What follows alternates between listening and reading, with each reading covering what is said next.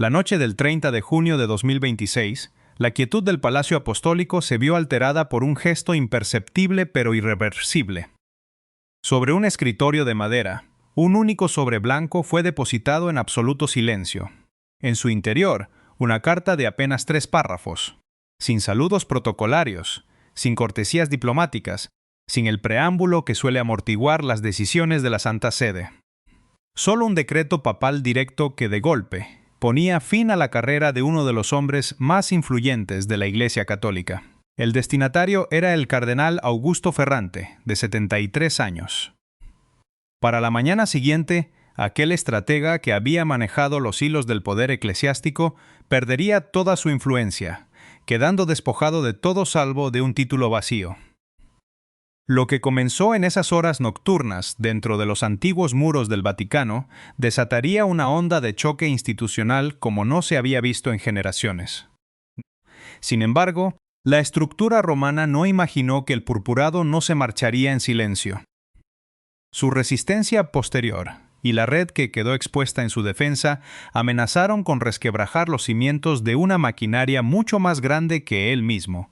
Para comprender el origen de esta fractura, es necesario mirar la trayectoria de Ferrante. Durante 4 décadas, este clérigo de origen italiano había escalado las posiciones de la curia romana con la paciencia milimétrica de un gran maestro de ajedrez y el instinto afilado de un político de calle. Sobrevivió a 3 pontificados, a sucesivas reformas, a investigaciones y a los escándalos que sacudieron la ciudad del Vaticano en los últimos 20 años. Su permanencia no se debía a una superioridad moral, sino a una cautela extrema. Ferrante conocía el archivo exacto de cada documento, sabía que Monseñor le debía un favor a qué arzobispo, poseía una memoria búnker y un temperamento de hierro al que nada parecía tomar por sorpresa. Hasta ese momento se le consideraba intocable. Desde su posición al frente del dicasterio para el clero, controlaba los nombramientos y traslados de cada sacerdote en Europa y América Latina. Su oficina decidía quién ascendía, quién era transferido y quién quedaba sepultado en una parroquia olvidada de la periferia. Los obispos evitaban confrontarlo. Los arzobispos consultaban su despacho antes de mover a su propio personal. Había edificado un imperio invisible para los extraños e impenetrable para los reformistas, sostenido bajo la premisa de que ningún pontífice tendría jamás la voluntad de desmantelarlo. Pero la llegada del Papa León XIV rompió esa lógica. Robert Francis Prevost asumió la cátedra de San Pedro el 8 de mayo de 2025, 17 días después del fallecimiento de Francisco. De origen estadounidense, el primero en la historia de la Iglesia, este fraile agustino, abogado canónico y antiguo estudiante de matemáticas, traía consigo la experiencia de años de servicio pastoral en Perú antes de ser llamado a Roma. Su estilo era el reverso del de sus predecesores, silencioso, preciso, calmado pero implacable. No levantaba la voz ni profería amenazas, simplemente movía las piezas en el tablero con una discreción quirúrgica. Durante su primer año, sentó las bases de su proyecto, reestructuró las finanzas vaticanas, reformó el gobierno de la diócesis de Roma, mediante un motu proprio que reemplazaba las disposiciones previas, y convocó 2 consistorios extraordinarios de cardenales en años consecutivos, un hecho sin precedentes en la memoria moderna. Introdujo cambios profundos, nombrando por primera vez a mujeres en cargos directivos de dicasterios, como a la hermana Alessandra Smerilli como prefecta del Dicasterio para el Servicio del Desarrollo Humano Integral. Y dotó de nuevos estatutos de transparencia a la Agencia de Supervisión Financiera. Su método no era el martillo, sino el bisturí. Cada movimiento legal y canónico estaba blindado antes de ejecutarse. La colisión frontal entre este sistema de reformas y el imperio de Ferrante comenzó a gestarse a finales de marzo, cuando una auditoría interna detectó transferencias financieras irregulares dentro del dicasterio para el clero. La cifra ascendía a $2,4 millones. No era una cantidad masiva para la escala vaticana, pero el patrón técnico revelaba una anomalía estructural profunda. Fondos destinados a programas de seminarios en el África subsahariana y el sudeste asiático habían sido desviados a través de cuentas intermedias en Suiza y Luxemburgo, utilizando entidades pantalla diseñadas exclusivamente para mover capitales. Todos los códigos de autorización de esos movimientos rastreaban un único origen: la oficina de Ferrante. Al llegar los hallazgos a la Autoridad de Supervisión y Información Financiera, Francis Polly, el recién nombrado presidente de la Junta, escaló el informe en un plazo de 48 horas. Sin embargo, la red de protección de Ferrante reaccionó de inmediato para frenar el avance institucional. Al menos una docena de clérigos de alto rango en la curia debían sus puestos a la estrategia de patronazgo que el cardenal había tejido durante 15 años. 3 de ellos formaban parte de los comités de control encargados de revisar el caso, y 2 en particular, el arzobispo Enrio Salvi y el obispo Marco de Lú. Comenzaron a ejercer presión interna, impugnando la metodología de la auditoría y alegando razones de jurisdicción y precedentes canónicos.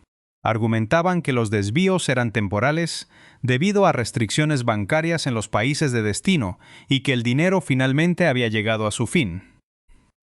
En el papel, los tecnicismos eran razonables. En la realidad de los pasillos vaticanos, el objetivo real era ganar tiempo. El quiebre definitivo se produjo el 14 de abril. La misma semana en que León XIV regresaba de un viaje histórico por 4 naciones africanas: Argelia, Camerún, Angola y Guinea Ecuatorial. En su estudio privado dentro de la Domus Sanctae Martae, el Papa convocó a una reunión de máxima reserva. Solo asistieron 4 personas: el cardenal Parolin, secretario de Estado; la hermana Raffaella Petrini, secretaria general del gobernatorato; un representante del Instituto para las Obras de Religión; y un alto investigador de la Oficina del Promotor de Justicia. En esa sesión de 90 minutos, de la cual no se tomaron notas ni se elaboraron actas oficiales, León XIV firmó la autorización para una investigación canónica completa sobre las actividades financieras de Ferrante. El alcance no se limitaría a los últimos 3 meses, sino que se ordenó revisar los últimos 5 años de gestión.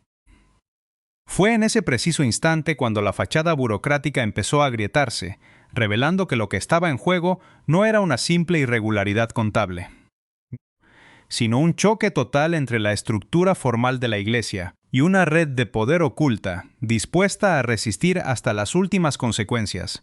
Cuando los investigadores de la Oficina del Promotor de Justicia comenzaron a excavar en los 5 años de gestión autorizados por el Papa León XIV, la superficie financiera dejó de ser el problema principal. Detrás de los números emergió una arquitectura mucho más oscura y persistente. Un sistema de manipulación institucional de los traslados y nombramientos clericales utilizado para beneficio personal y político. En la realidad cotidiana de la Iglesia, la oficina de Ferrante había operado como un gobierno en la sombra que premiaba la lealtad absoluta y castigaba cualquier atisbo de disidencia. Los obispos, alineados con su agenda, obtenían destinos preferentes para sus mejores sacerdotes. Aquellos que cuestionaban sus métodos veían cómo sus hombres eran desterrados a parroquias remotas, sin explicaciones ni derecho a réplica. Los rectores de seminarios que manifestaban preocupación por estas interferencias eran sustituidos discretamente, mientras que los administradores diocesanos incómodos encontraban sus presupuestos recortados o sus comunicaciones con Roma sumidas en un silencio administrativo absoluto. La confirmación más devastadora de este engranaje apareció oculta en un depósito físico de archivos ubicado fuera de Roma. Allí, sepultadas bajo expedientes alterados, páginas faltantes y números de registro falsificados, se encontraron las denuncias formales de 2 informantes, un monseñor de Milán y un administrador diocesano de Sao Paulo, que años atrás habían intentado alertar al sistema a través de los canales oficiales, antes de que sus testimonios fueran borrados de los registros de la curia. Y cuando el informe preliminar llegó a las manos de León XIV, el pontífice se recluyó solo en su estudio privado. Le llevó 3 horas minuciosas repasar cada anexo, cada documento incompleto y cada nombre tachado bajo la luz tenue de su escritorio de madera. Al terminar, llamó de inmediato al cardenal Parolin. Las palabras del Papa, pronunciadas con una calma gélida que sus oponentes solían confundir con indecisión, fijaron la verdadera magnitud del conflicto. Esto no es corrupción. Esto es un sistema. Y los sistemas no se construyen solos. Parolin, un diplomático moldeado en la negociación y el pragmatismo, intentó apelar a la paciencia institucional. Propuso gestionar una salida discreta, una conversación a puerta cerrada, donde Ferrante pudiera presentar su renuncia, manteniendo intacta su dignidad y evitando un escándalo público que dañara la credibilidad de la Iglesia en un periodo ya convulso, marcado por la tensión con la sociedad de San Pío X y la atención global sobre el peregrinaje eucarístico estadounidense. Pero el Papa, cuya aparente lentitud ocultaba un rigor matemático insoslayable, rechazó la vía diplomática. La dignidad, sentenció León XIV, no es un escudo para quienes han usado su autoridad como un arma contra las personas a las que debían servir. Manejar este asunto en privado significaba enviar el mensaje de siempre, que el poder se protege a sí mismo, que nada cambia en la cumbre y que las reglas de la base no aplican para los de arriba. La resistencia de Ferrante, sin embargo, no tardó en manifestarse. Al enterarse de la investigación por una filtración interna, el cardenal activó una contraofensiva mediática y política inmediata para bloquear la acción papal. Utilizando su vasta red de contactos, recurrió a periodistas afines en los medios italianos, redes católicas conservadoras en Estados Unidos y comentaristas con plataformas de gran alcance.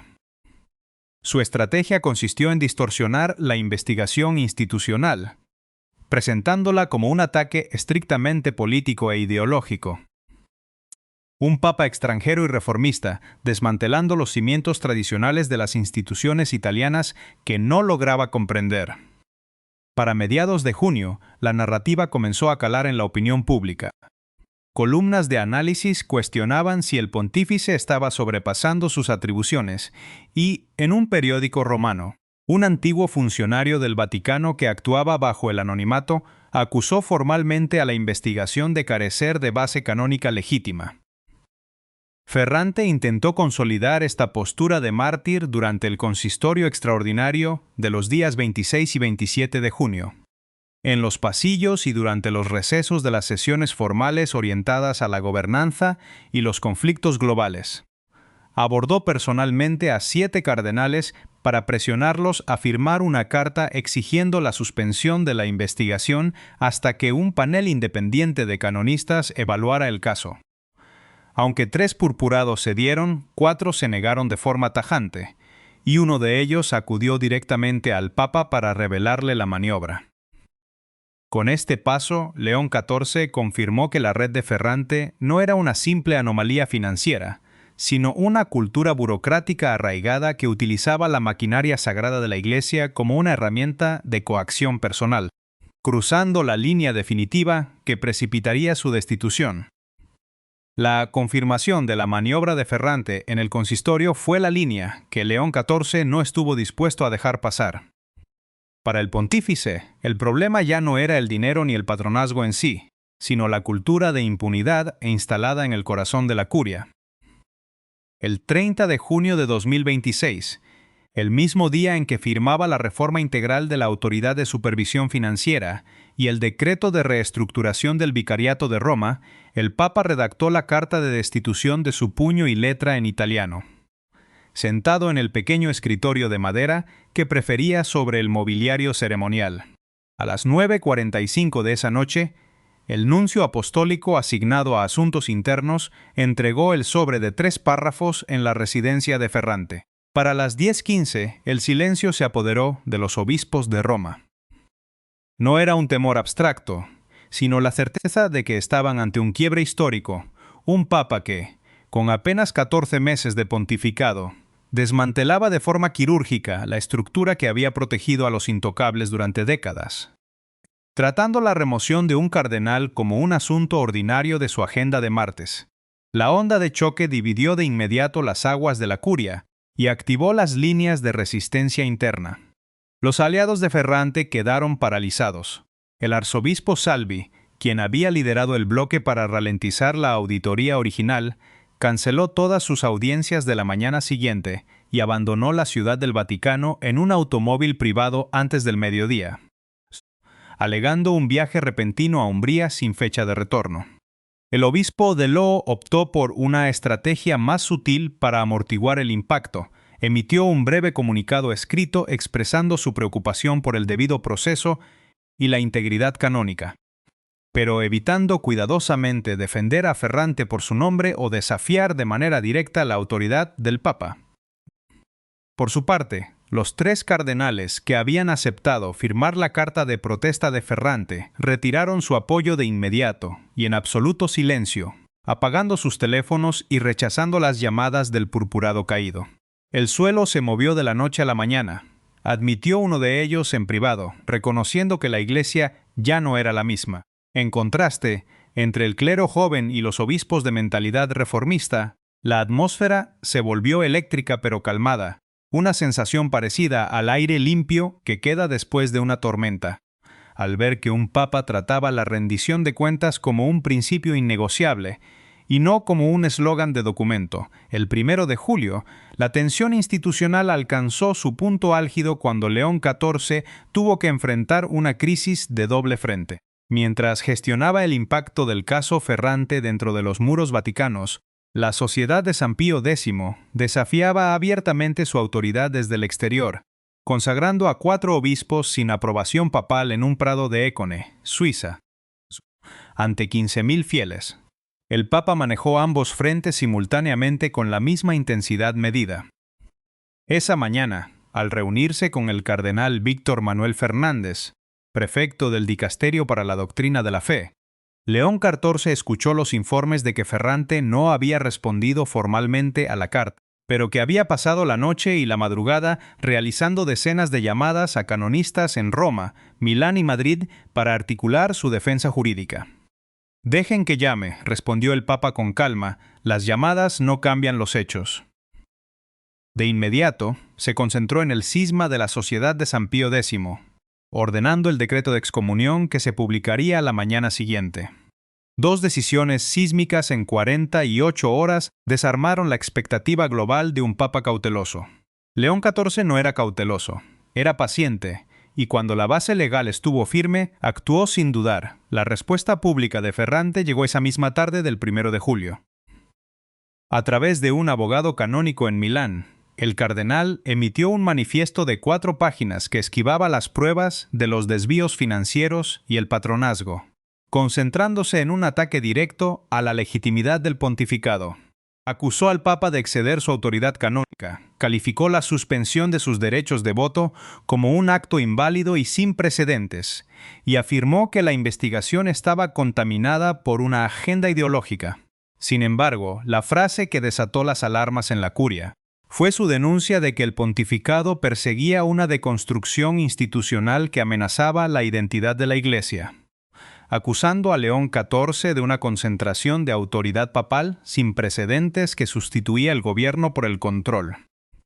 Al equiparar los despachos sagrados con activos corporativos desechables, Ferrante no solo desafiaba su destitución, sino que ponía en entredicho la jurisdicción suprema del romano pontífice. La tensión psicológica y política llegó a su límite absoluto.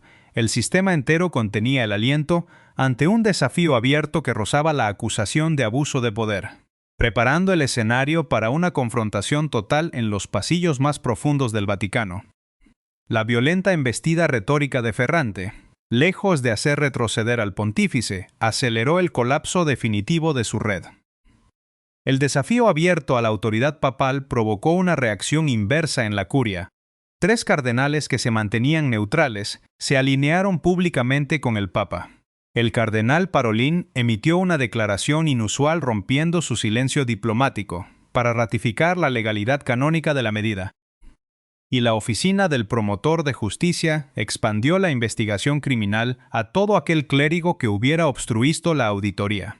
Para la mañana del 2 de julio, mientras el Vaticano formalizaba la excomunión de la Sociedad de San Pío X, un documento clasificado comenzó a filtrarse por los pasillos vaticanos, comedores romanos y grupos de mensajería cifrada. El informe de la red de Ferrante ya no contenía solo teorías. contenía nombres concretos de otros 9 clérigos de alto rango distribuidos en Italia, Brasil y España, detallando desvíos de presupuestos y quejas archivadas a la fuerza. Las máscaras del viejo sistema burocrático, que por generaciones había funcionado bajo la consigna de mantener la cabeza baja y esperar a que la tormenta pasara, cayeron por completo. El encubrimiento institucional quedaba expuesto ante los ojos del mundo con fechas y registros contables. En medio de este terremoto institucional, el Papa León XIV prefirió mantener su rutina invariable en la capilla de la Domus Sanctae Marthae. Sin embargo, el momento de la verdad definitiva se trasladó al plano internacional el 3 de julio, cuando el pontífice finalizó los cambios en el discurso, que daría por video, con motivo del 250 aniversario de la independencia de los Estados Unidos, ante el Centro Nacional de la Constitución, en Filadelfia. En la soledad de su estudio, el Papa introdujo un añadido manuscrito de su puño y letra que reconfiguraba por completo el sentido de la intervención. No mencionó a Ferrante por su nombre, no lo necesitaba. Frente a la cámara, con la sobriedad despojada del fraile agustino y la precisión del jurista, León XIV dirigió un mensaje directo a las estructuras de poder del mundo entero, dinamitando la fachada de las jerarquías eclesiásticas que se creían por encima de la ley. Sus palabras resonaron con la densidad psicológica de un juicio moral largamente postergado, alterando la atmósfera densa y pesada del verano romano. El Papa denunció la brecha intolerable entre la autoridad sagrada y el ejercicio del poder personal, desnudando el defecto fundamental de un sistema que había instrumentalizado los despachos oficiales para su propio beneficio. El pasaje central de su alocución arrancó definitivamente la legitimidad del argumento corporativo del cardenal defenestrado. La grandeza moral de una nación o de una iglesia, proclamó el pontífice mirando fijamente al objetivo, se manifiesta por encima de todo en su capacidad para apoyar, proteger y valorar la vida de todos, especialmente de los más vulnerables y de aquellos cuyo valor es puesto en duda. Con esta sola sentencia, León XIV redefinió las reglas del juego de la administración de la curia. La verdadera estatura del liderazgo no radicaba en lo que las estructuras intentaban proteger con su silencio y sus complicidades, sino en lo que un líder estaba dispuesto a desmantelar de forma radical cuando el sistema ya no servía a la misión humana viva pastoral para la que había sido edificado. En los despachos vaticanos donde se escuchaba la transmisión, el peso de las pausas del Papa y su tono desprovisto de dramatismo teatral infundieron una seriedad terminal.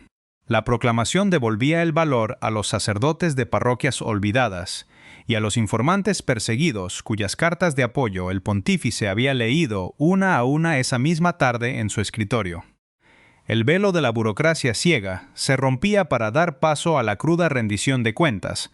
Mientras el discurso se difundía a nivel global, en la residencia vaticana de Ferrante el silencio se volvió definitivo. Los comunicados combativos de su abogado en Milán cesaron de inmediato, reemplazados por un lenguaje menor y defensivo que apelaba al diálogo y a la sensibilidad pastoral. Era la capitulación tácita del hombre que lo había controlado todo.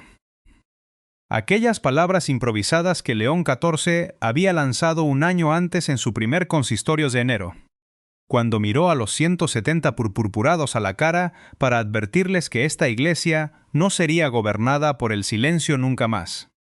Dejaban de ser interpretadas como retórica o teatro político de un papa americano.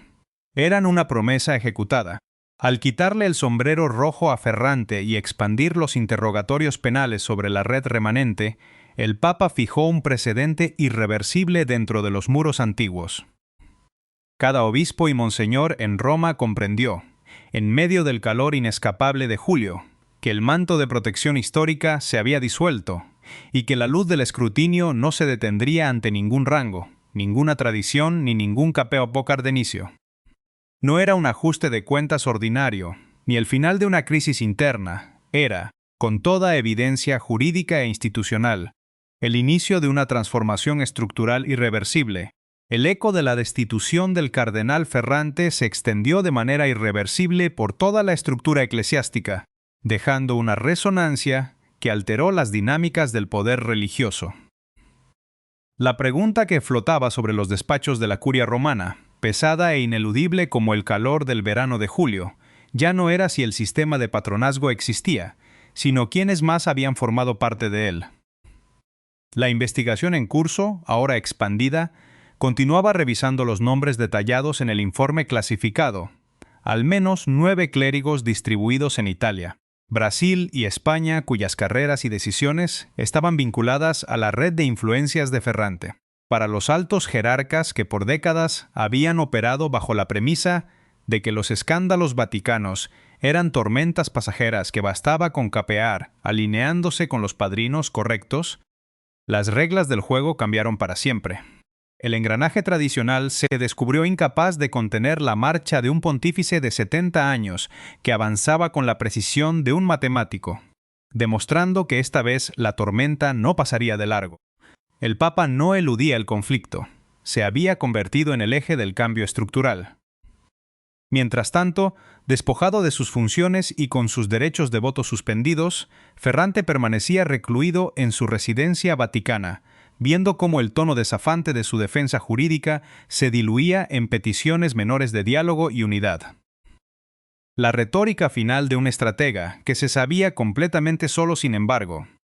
La transformación más profunda provocada por este quiebre institucional no se midió en los despachos oficiales de Roma, sino en las realidades locales de las diócesis periféricas, allí donde el impacto del patronazgo se traducía en dolor humano y frustración pastoral.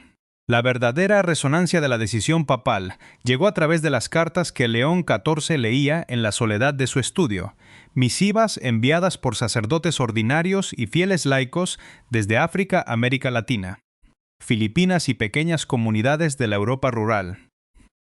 En esos testimonios escritos se reflejaba la herida viva del antiguo sistema, la experiencia de comunidades cuyos pastores eran asignados por favoritismo político en lugar de por necesidades pastorales, y el desgaste de sacerdotes jóvenes que, al presenciar la arbitrariedad de la curia, no perdían la fe en Dios, sino en la institución que debía canalizar su misión.